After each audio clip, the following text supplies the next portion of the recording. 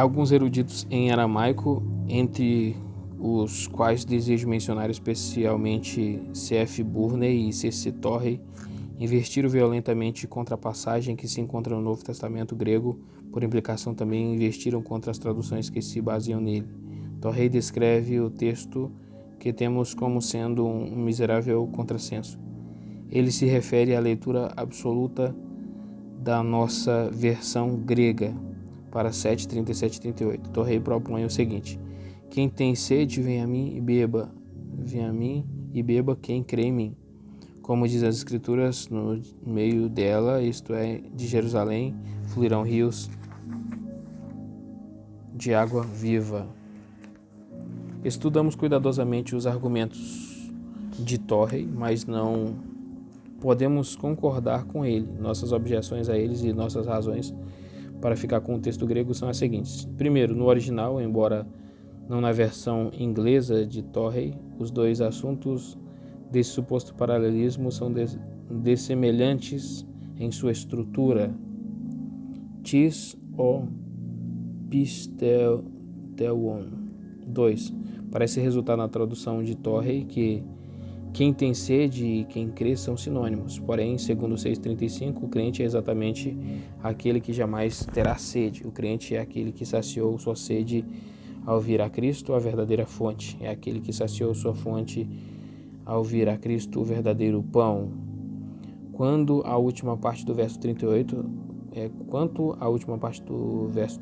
é verdade que no Antigo Testamento o rio da vida se encontra na cidade de Deus, Salmos 46:4, e flui de debaixo do limiar de seu templo, Ezequiel 47. Porém, no texto grego de João 7:38, essas águas são retratadas como fluindo dos corações dos crentes.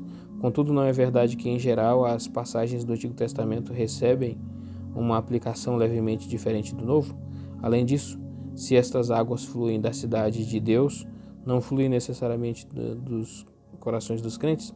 Não constituem esses coletivamente a verdadeira cidade de Deus? 4. O correto é o texto grego que apresenta do interior dele e não do interior dela, sendo uma referência ao indivíduo crente. Isso concorda com o contexto imediatamente seguinte, que ainda fala sobre os que nele crescem. 5. O texto grego e a tradução que se baseia nele estão de acordo pleno com 4:14, mas aquele que beber da água que eu lhe der, de modo nenhum terá sede novamente, mas a água que eu lhe der se tornará dentro dele uma fonte de água que continua jorrando para a vida eterna.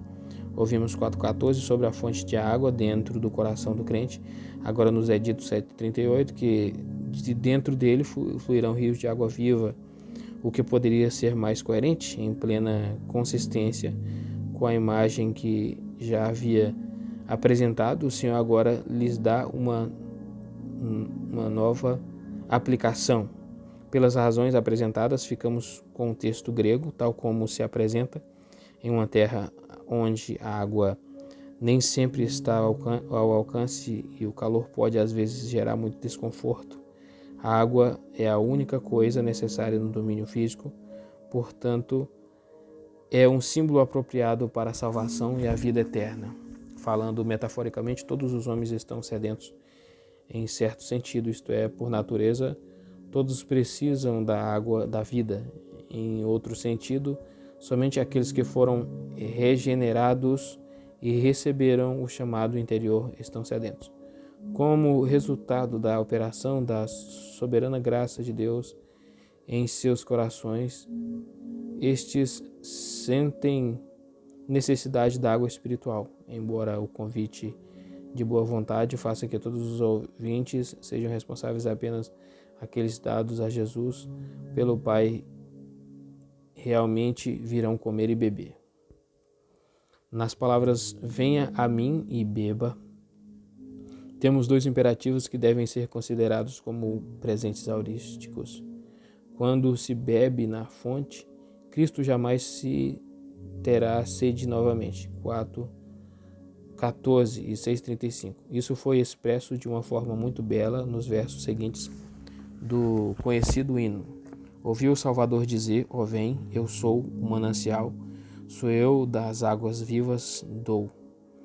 Vem, pois, tomar, beber, eu vim, a água viva achei. Ó, dela então bebi, a sede assim jamais terei, saciado estou aqui. Deve-se comparar esta passagem. Deve-se comparar esta passagem de 7:37 e 38 com Isaías 55:2 e Apocalipse 22:17. O nominativo absoluto que temos no verso 38, quem crê em mim, do seu interior, não é incomum nos escritos de Jerusalém, como essas palavras foram originalmente faladas em aramaico, podemos esperar construções desta natureza. Veja a última parte da seção gramática na introdução. Embora não haja nenhuma passagem do Antigo Testamento que seja o equivalente exato do que encontra aqui, certamente não é difícil descobrir a ideia básica. Águas fluem de Sião ou de seus cidadãos como uma bênção a outros, expressa em diversas passagens, Provérbios 11:25, 18:4, Ezequiel 47, 1-12 e Zacarias 14:8. Em particular, as últimas duas passagens são bem claras nesse sentido e podem ter sido consideradas por Jesus quando proferiu o conteúdo de João 1:38. Há também outras passagens que mostram certas similaridades com essa. A semelhança pode estar na presença do rio dentro de Sião ou na pirâmide dentro de águas. A semelhança pode estar na presença do rio dentro de Sião ou na ênfase sobre a abundância de águas ou na conexão que se estabelece entre as águas como símbolo e o Espírito como o significado. Salmos 46, do 4 ao 5. Isaías 58:11 e 43:3. Tomando todas estas passagens juntas, a cláusula, como diz, a Escritura se justifica inteiramente. A ideia geral da passagem certamente é bem nítida. Não somente os que bebem da fonte Cristo recebem satisfação duradoura para si mesmos, vida eterna, salvação completa e gratuita. Ideia expressa em 4:14. Mas, adicionalmente, a vida se comunica a outros de um modo abundante. O abençoado se torna, pela soberana graça de Deus, um canal de bênçãos abundantes a outros. A igreja proclama a mensagem de salvação ao mundo para que os eleitos de todas as regiões e nações possam ser reunidos.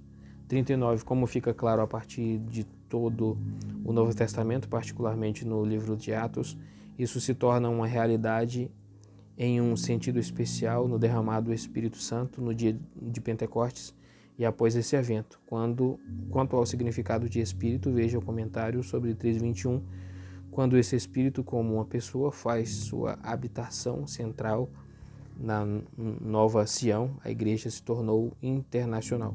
Por isso não nos surpreendemos em ler isso. Ele disse sobre o Espírito que recebiam aqueles que crescem nele. Certamente a terceira pessoa da Trindade existe desde a eternidade e sua influência foi sentida muito antes do Pentecostes. Porém, pois ainda o Espírito não estava presente, se iguala com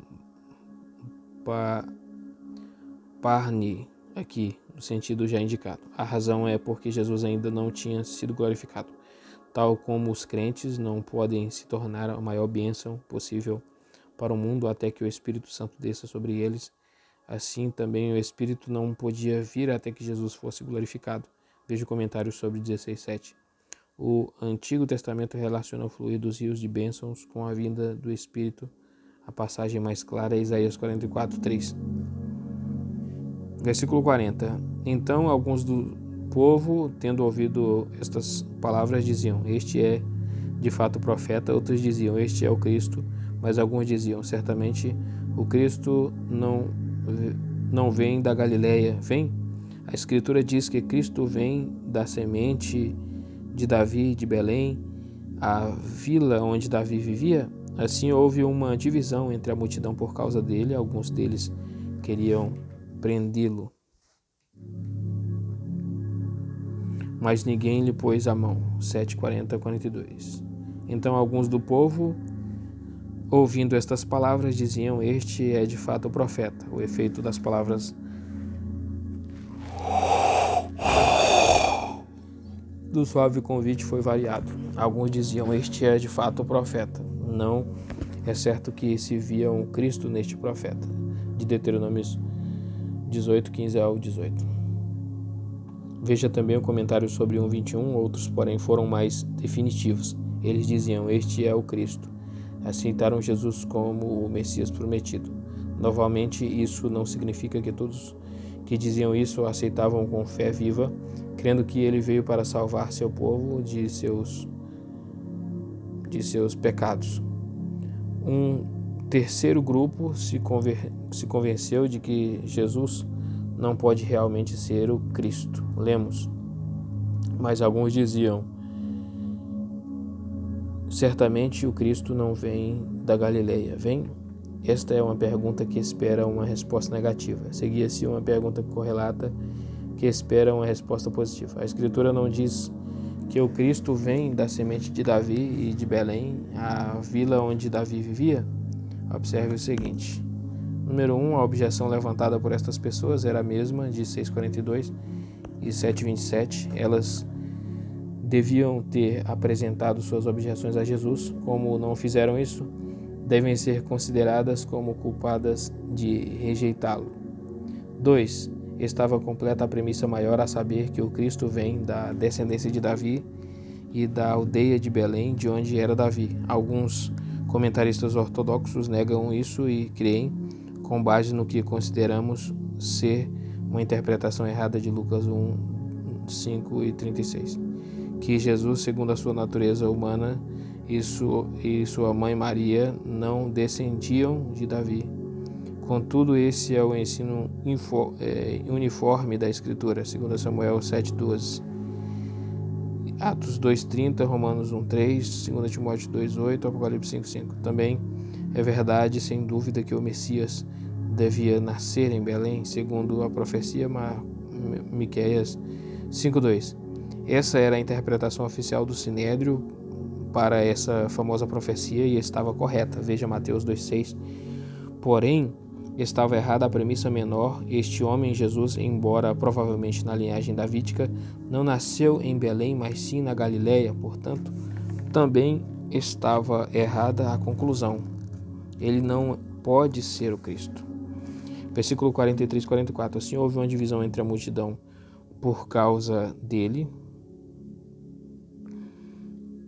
O resultado da expressão dessas três opiniões foi a dissensão ou cisma entre o povo. Alguns deles queriam prendê-lo, mas ninguém lhe pôs a mão. Quanto a isso, vejo o comentário sobre 7:32. Todavia, os guardas já tinham sido enviados para prender Jesus, o que nos leva ao próximo parágrafo, 7:45-52. Então os guardas voltaram aos principais sacerdotes fariseus, que lhes disseram: por que vocês não o trouxeram? Os guardas responderam: nunca um homem falou como este homem fala. Os fariseus, portanto, lhes responderam: certamente não pode ser que vocês também se desviaram, não é? Nenhum dos governantes ou dos fariseus creu nele, mas esta plebe não conhece a lei, maldita seja. Nicodemos, um deles, aquele que tinha ido até ele anteriormente, disse: nossa lei não julga um homem antes de ouvi-lo e saber o que ele fez, julga? Eles responderam e disseram: você também é da Galileia, é? Examine e veja que da Galileia não surge nenhum profeta. 7:45-49. Então os guardas voltaram aos principais sacerdotes fariseus, que lhes disseram: por que vocês não o trouxeram?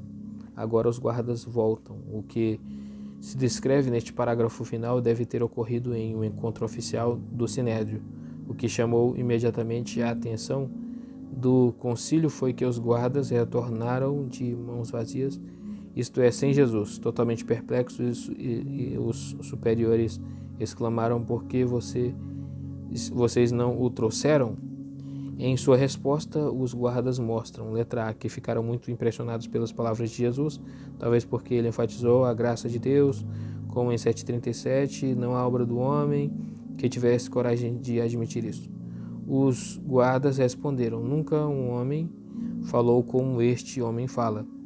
Ao perceberem que Jesus tinha intimado aqueles enviados a prendê-lo e que os havia encantado, os fariseus irromperam em uma exclamação cheia de desprezo, em um estado de violenta agitação. Era uma acusação caracterizada pelo sarcasmo. Os fariseus, portanto, lhes responderam: certamente não pode ser que vocês também se desviaram, não é? Nenhum dos governantes ou dos fariseus creu nele, creu, mas esta plebe não conhece a lei, maldita seja. Observe o seguinte, versículo 1. Quando os guardas disseram: nunca um homem falou como este profeta fala, eles queriam dizer não divinamente, com tamanha graça e verdade, e portanto de forma tão convincente e efetiva. Mas os membros do Sinédrio mudaram isto para tão habilmente, com tamanho propósito sinistro de enganar. 2. Os fariseus tentam incutir nestes subalternos que não tinham realizado um estudo especial da lei, que foi errado terem tirado suas próprias conclusões. As questões sobre a identidade e o caráter do Messias devem ser deixadas inteiramente a cuidado dos especialistas. 3. Ao verem seu poder se esvaindo, esses líderes judaicos encaram com desprezo as multidões iletradas, o povo da terra, a simples ralé, a gentalha. A ideia básica dos fariseus era que o estudo da lei é capaz de tornar alguém sábio e piedoso. Portanto, a multidão devia ser ignorante e má. Versículo 50 ao 52. Todavia, leva-se em uma oposição em seu próprio meio Nicodemos, um deles, aquele que tinha ido até ele anteriormente. Veja o comentário sobre 3, do 1 ao 21. Nossa lei não julga um homem antes de ouvi-lo e saber o que ele fez. Julga. É impressionante que logo após os fariseus terem declarado por implicação que certamente nenhum dos líderes tinham crido em Jesus como o Cristo, um dentre eles fala favoravelmente acerca dele. Talvez seja ainda mais digno de atenção o fato de que os homens que um momento antes acusaram a ralé em razão de sua ignorância da lei agora têm sua própria ignorância exposta, ou se na ignorância então algo pior, falta de vontade de obedecer à lei, neste caso particular, a saber, o caso de Jesus. O veredito expressado dos membros do Sinédrio era um juízo que implicava que na opinião deles ele era um enganador, 7,47. Digno de prisão, 7,32, e até de morte, 5,18.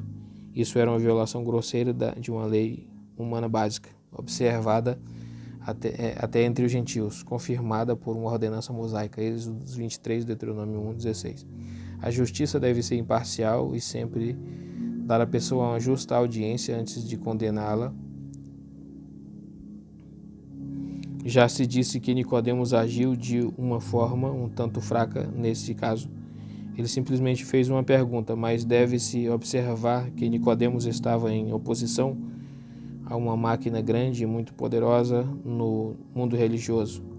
Ele demonstrou grande coragem, ainda que não tenha se erguido ao auge da confissão cristã.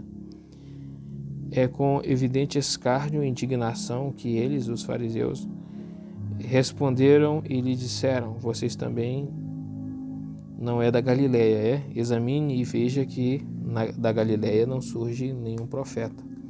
Era irrespondível a acusação implícita na pergunta de Nicodemos de que esses homens que se vangloriavam de serem os guardiões da lei estavam eles mesmos quebrando a lei. Era simplesmente impossível se defenderem. Os líderes deviam tê-lo admitido. Contudo, em vez de admitirem a acusação de um dentre eles, preferiram ignorá-la e lhe dar uma resposta que implicava que o considerasse insincero. Devia ser porque ele também vinha da Galileia. Da Galileia veio Jesus, e da Galileia vieram alguns que o consideravam, pelo menos, como sendo o profeta de Deuteronômio 18, 15 ao 18. E na Galileia a lei não era estudada como em Jerusalém. Malditos sejam estes galileus. Em sua ira profundamente arraigada, uma ira derivada do ciúme, os fariseus cometem um erro ainda mais sério. Desafiam Nicodemos a examinar as Escrituras. Se ele fizer isso, em breve descobrirá que a Galileia nunca produziu nenhum profeta, portanto, certamente não produzirá o Messias. Esqueceram-se de Jonas, 2 Reis 14:25, Jonas 1:1, e talvez também de Oséias e Naum, Cafarnaum, segundo alguns, vila de Naum, profeta. Além disso, esqueceram-se de que a Escritura simplesmente não revela o lugar de origem de todos os profetas. Assim, Cristo foi novamente rejeitado. De fato, a atitude dos líderes, movida pela inveja, tinha se tornado ainda mais amarga que antes. Porém, a tentativa do Sinédrio de prendê-lo neste momento fracassou completamente. Síntese do capítulo 7. Veja o esboço no início do capítulo 7. O Filho de Deus exorta seriamente os pecadores ao arrependimento na festa dos tabernáculos em Jerusalém. Jesus exclama às multidões no templo: se alguém tem sede, venha a mim, beba. Ele é amargamente resistido por seus inimigos. O ministério galileu terminou. Então, vem 6 meses de retraimento, chamados de ministério de reclusão, gastos na região norte do país. Em 7:2 se inicia o relato do ministério posterior da Judeia, que durou outubro a dezembro do ano 29, que incluiu o aparecimento de Cristo em Jerusalém na festa dos tabernáculos e na festa da dedicação. Sob o tema geral, o Filho de Deus, ao participar da festa dos tabernáculos em Jerusalém, faz um apelo urgente, mas é resistido amargamente por seus inimigos. Temos as seguintes subdivisões. Primeiro, sua demora deliberada em ir à festa. Segundo, o sentimento dividido na festa entre as pessoas que esperavam que ele fosse à festa. 3. A reação, a sua súbita aparição, reação.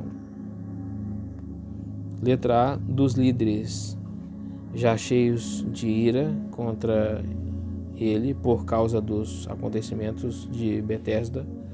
Sua hostilidade cresce em amargura e ao notarem que ele não apenas confirma suas reivindicações exaltadas anteriores, mas também expõe o raciocínio inconsistente deles sobre o sábado e que na multidão há considerável sentimento a seu favor, portanto fazer uma tentativa fracassada de prendê-lo. Letra B. Alguns dos cidadãos de Jerusalém. Esses o rejeitaram porque sabem de onde ele vem. C. Muitos dos peregrinos, como base em seus sinais, eles os consideram como Messias. 4. Seu apelo urgente, suave convite, sincera exortação. Letra A. Seu conteúdo, 37 a 38, com observação explicativa no verso 40. B. Sua recepção. 1. Pelas multidões, o sentimento estava dividido. Alguns diziam: este é de fato o profeta. Outros: ele é o Cristo. Ainda outros: certamente o Cristo não vem, da Galileia vem. 2. Pelos guardas enviados a prendê-lo. Nunca um homem falou como este homem fala. 3. Pelos fariseus, em uma sessão oficial do Sinédrio, em uma crítica escarnecedora dirigida aos guardas que falharam em prendê-lo. Esses fariseus mostram que consideram Jesus como alguém que engana a maldita ralé gentalha que não conhece a lei. 4. Por Nicodemos, em um apelo à lei, Ele defende o direito de Jesus a uma audiência justa e completa. Aqui termina o capítulo 7 do Evangelho de João, do comentário de William Hendrickson.